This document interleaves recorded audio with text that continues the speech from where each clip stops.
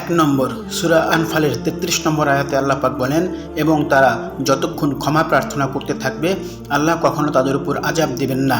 ২ নম্বর সূরা আল তালাকের ২ থেকে ৩ নম্বর আয়াতে আল্লাহ পাক বলেন, আর যে আল্লাহকে ভয় করে আল্লাহ তার জন্য নিষ্কৃতির পথ বের করে দিবেন এবং তাকে তার ধারণাতীত জায়গা থেকে রিজিক দিবেন। যে ব্যক্তি আল্লাহর উপর ভরসা করে তার জন্য তিনিই যথেষ্ট হয়ে যান।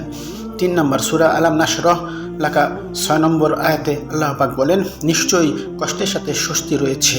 ৪ নম্বরে সূরা জুমারে ৫৩ নম্বর আয়াতে আল্লাহ পাক বলেন, হে আমার বান্দাগণ, যারা নিজেদের উপর জুলুম করেছো তোমরা আল্লাহর রহমত থেকে নিরাশ হইও না, নিশ্চয়ই আল্লাহ সমস্ত গুনাহ মাফ করে দিবেন, তিনি ক্ষমাশীল পরম দয়ালু।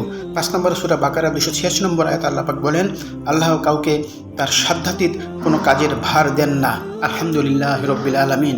আল্লাহ পাক এই আয়াতসমূহ থেকে আমাদের আশা জাগানিয়া সৃষ্টি করে দিন এবং হতাশা দূর করে দিন। আমিন।